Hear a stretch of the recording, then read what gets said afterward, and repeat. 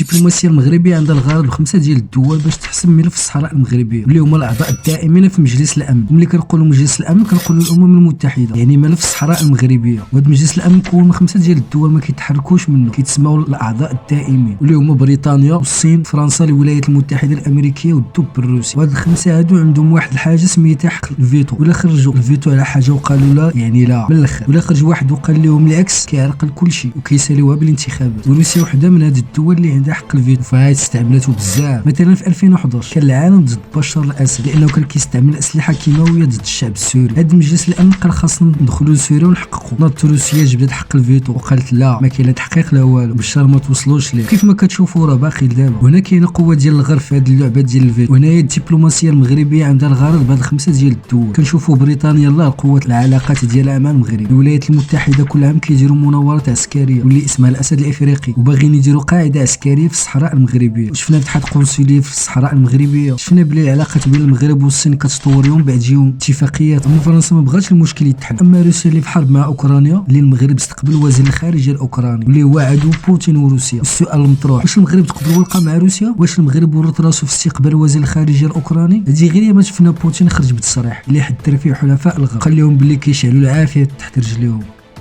وكل من يرغب ويفكر ويتصرف بشكل مختلف عن ذلك يدمر الاقتصاد ويطلق النار على رجله. روسيا هذا العام خرج واحد القائمه ديال الدول غير صديقه، خرجوا للعالم وقالوا هذه الدول ما عندناش معها من الاخر، والمغرب ما كاينش بين هذه الدول. ولا قلت لك عزيزي المشاهد باللي روسيا كتعترف بالصحراء المغربيه، شنو تقول لي؟